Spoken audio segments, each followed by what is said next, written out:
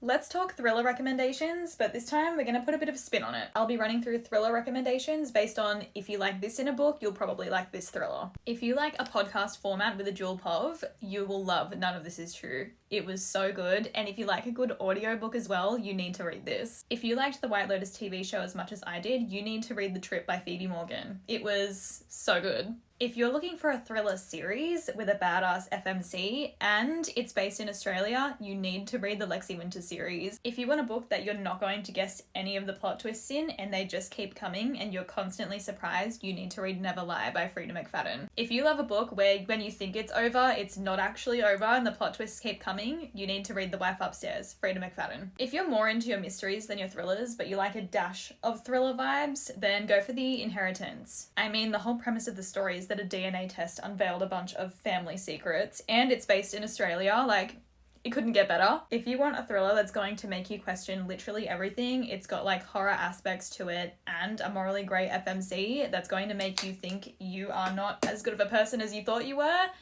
you need to read Tell Me What You Did. This one actually just came out like a couple of days ago and I love this book. If you love a YA book and you're leaning more towards mystery, but you like a book that has multiple formats in it, you need to read A Good Girl's Guide to Murder. I know that is one that's talked about all the time, but seriously, one of the first books I ever read and I loved it. And when I say different formats, I mean you go from reading like story to reading interviews and it changes it up. And hear me out, let's say you're a romance reader, you like spice and you don't really read thrillers, but you want to get into it, maybe try My Killer Vacation by Tessa Bailey. Not one of my favorite books of hers. I really love her romance books that just stick to romance, but it was fun. And if you love a book where you're constantly questioning everybody and you don't know who to believe, The Housemaid series. I mean, I've only read the first two, but The Housemaid was really good. And to wrap it up, hear me out again, Verity. If you want a book that's going to have your jaw on the floor